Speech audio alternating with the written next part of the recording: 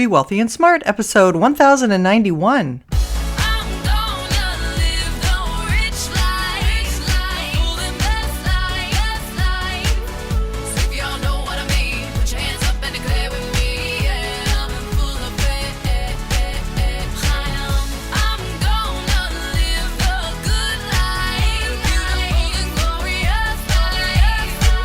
Step into a world of wealth and financial freedom without budgets, boredom, or bosses on Be Wealthy and Smart. And now, here's your host, Linda P. Jones. Welcome to Be Wealthy and Smart. I'm Linda P. Jones, America's Wealth Mentor, empowering women and men worldwide to financial freedom. On today's show, we're going to talk about 15 tips to save money on home energy bills. Because energy prices have really gotten expensive, people are very concerned about how to save money on energy. And well, if we don't concentrate on it, that's just money that flies out the door or out the window, if you get what I mean. Sometimes lowering energy costs is not difficult. It's just that we have to think about it and make a few changes. Some of these will cost you nothing, and some ideas cost more. But it's a good idea to go through this list and just think about how you're using energy and which changes might benefit you the most, which might be easiest to make, and which might be things that you want to invest in later on to continue to keep your energy costs down. So the first idea I have is to keep your thermostat at 78 degrees in summer and 68 degrees in winter.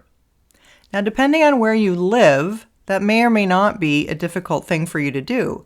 Where I live in the desert, it can get over 110 in the summer. So even keeping it at 78 can be challenging. However, I use a special idea that helps me keep my energy costs down and stay extra cool in the summer. And I'll be telling you that tip a little bit later. Number 2, use cool water for laundry and/or use a shorter wash cycle.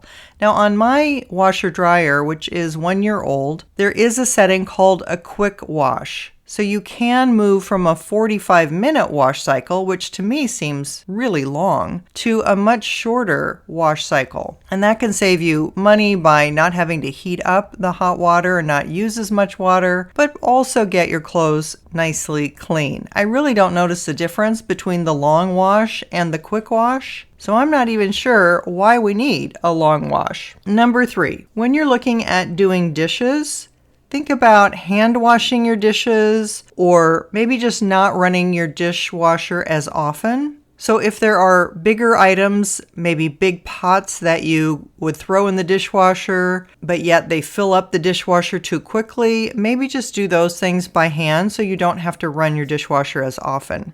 Number 4, change your regular light bulbs to LED bulbs. For every one regular light bulb, you can save 75% by changing to an LED bulb because 4 LEDs are equal to the energy output in one regular light bulb.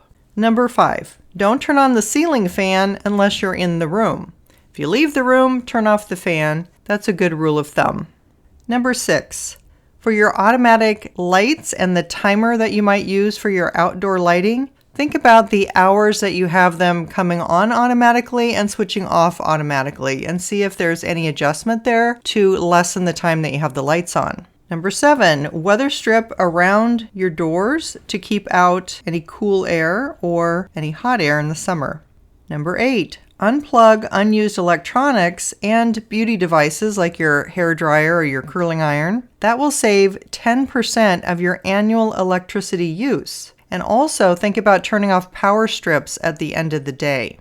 Number 9, cook with a toaster oven or a smaller oven rather than using your full-size oven, or even consider using your microwave more often. Also, if you shut off your large oven 7 minutes before the end of cooking time, the trapped heat will finish the job, saving you a little bit of electricity. Number 10, purchase energy-efficient appliances. If you're in the market for a new washer dryer or dishwasher or water heater, buy an energy-efficient model, and that will get you the most savings. A dishwasher with the Energy Star label is required to use 3.5 gallons of water or less per cycle, compared with 10 gallons or more used by some older models.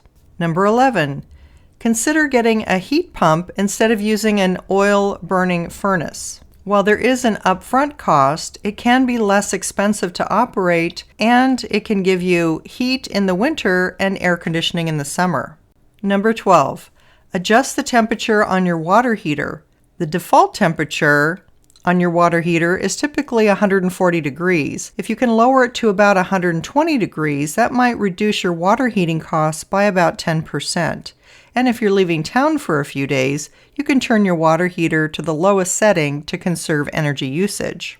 The other thing that I have looked at is my InstaHot. So you might have had an InstaHot installed on your sink for providing instant hot water for making tea or using boiling water for pasta, etc. Well, I realized I wasn't really using my InstaHot all that often, so I just decided to unplug it. Even if it takes me longer to boil water or to make tea, it isn't going to be as much as keeping the InstaHot tank heated all the time, 24/7. It just seemed kind of wasteful to me to be heating this water 24 hours a day when I wasn't really using it but a few times a week, if that. Number 13, consider installing dimmer switches in your rooms.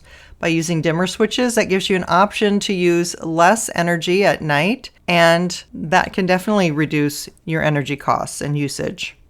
Number 14, use a portable air conditioner to cool the room you're in so you don't have to cool the entire house. During the summer, I use this quite often. I have 2 portable air conditioners that I use. These are Arctic air conditioners. I use one in my workspace where I am so that the nice cool air blows on me, and I use one in my bedroom and can just turn on the Arctic air cooler for a little blast of cooler air. All you have to do is plug it in. It's lightweight, it's portable, and it uses about a cup of water, and that runs for a couple hours and provides nice cool air that can be focused on you wherever you're sitting or laying down. That can save you money because you don't have to heat or cool all the bedrooms that you're not currently using or any other rooms that you're not currently using. And you can really just focus on the sitting area where you are to blast some cooler air from this little about 8-inch portable machine, which is really energy efficient. And if you're curious about that and want to check that out, I'll leave a link to the portable Arctic air cooler in the show notes. You can get it on Amazon. And number 15, ask your energy company about discounted rates. Some utility providers offer cheaper rates during certain times of the day, and that makes doing laundry or other energy-intensive chores 5% to 25% less expensive during off-peak times. So you definitely want to be familiar with what the peak and off-peak hours are, and make sure that you're avoiding peak hours if you can. That will save you some extra money. So I hope you got some good ideas from this list of 15 tips. You can do a little energy audit around your house, see what you're doing well, what you're not doing well, talk with your spouse or partner about what ideas might be something that you can work on or whether you need to make some purchases to help keep your energy costs down. That's all for today. Until next time, live the good life and be wealthy and smart. Thank you for listening to Be Wealthy and Smart with Linda P. Jones. Share the wealth and tell your family and friends about the show. Check out our website, blog, and social media for more riches at www.bewealthyandsmart.com.